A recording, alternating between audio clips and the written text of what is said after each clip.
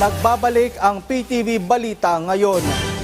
Lumakas pa sa super typhoon ang bagyong Nando. Kung ano-anong mga lugar ang tatamaan nito, ang detalye kay Bien Manalo live sa Pag-asa. Bien?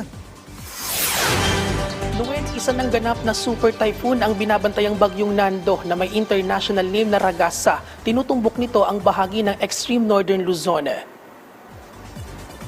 Nakataas na ang signal number 2 sa Batanes, Cagayan kasama ang Babuyan Island, hilagang silangan ng Isabela at silangang bahagi ng Apayao at Kalinga. Signal number 1 naman sa nalalabing bahagi ng Isabela, Quirino, Nueva Vizcaya, nalalabing bahagi ng Kalinga at Apayao, Abra, Mountain Province, Ifugao, Benguet, Ilocos Norte, Ilocos Sur, La Union, Pangasinan, hilagang bahagi ng Zambales, hilaga at gitnang bahagi ng Tarlac at Catanduanes at probinsya ng Aurora. Makararanas ng malalakas na bugso ng hangin ang mga apektadong lugar dala ng Super Typhoon Nando. Huli itong namataan ng 535 km silangan ng Tuguegarao City, Cagayan. Taglay nito ang lakas na 185 km per hour at pagbugso na 230 km per hour. Kumikilos ito pakanluran sa bilis na 15 km per hour. Dahil dito, nakataas na rin ang gale warning sa baybayin ng Isabela, Cagayan, Batanes at Babuyan Island. Maging ang storm surge o daluyong o yung malalaking hampas ng alon dahil pa rin sa epekto ng Super Typhoon Nando. Kaya pinag-iingat sa pagpalaot ang anumang sasakyang pandagat.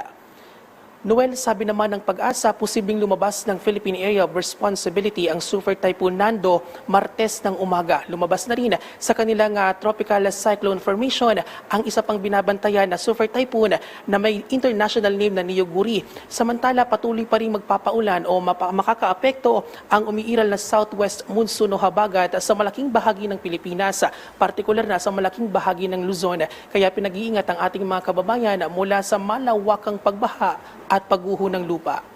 At yan ang update mula rito sa DOST Pag-asa. Balik sa iyo, Noel. Maraming salamat, Bien Manalo.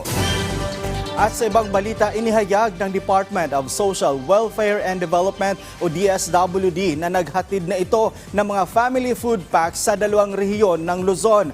Ayon sa ahensya, nagdala sila ng mga kahon ng family food packs sa Lawang Bato Warehouse para sa mga lugar ng Cagayan at Isabela. Naghatid na rin ng mga family food packs sa Cordillera Administrative Region o CAR. Ayon sa DSWD, bahagi ito ng disaster preparedness ng ahensya sa Super Typhoon Nando. Layo nito, ayon sa DSWD, na matiyak na mayroong sapat na supply ng mga relief packs sa mga lugar na posibleng daanan ng nasabing bagyo upang agad na maipaabot ang tulong ng pamahalaan sa mga pamilyang maaring maapektuhan ng sama ng panahon. Nananatili pa rin ang red alert status ng DSWD habang nasa loob pa ng Philippine Area of Responsibility ang Super Typhoon Nando. Sa isang pahayag, sinabi ni Assistant Secretary Arin Dumlao, tagapagsalita ng DSWD, inaasahan na nila na magpapatupad ng mga preemptive evacuation ang mga lokal na pamahalaan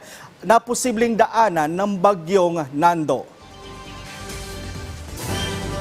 At iyan ang mga balita sa oras na ito. Para sa iba pang updates, i-follow at i-like kami sa aming Facebook at X sa @PTVPH. Ako si Noel Talakay para sa Pambansang TV sa Bagong Pilipinas.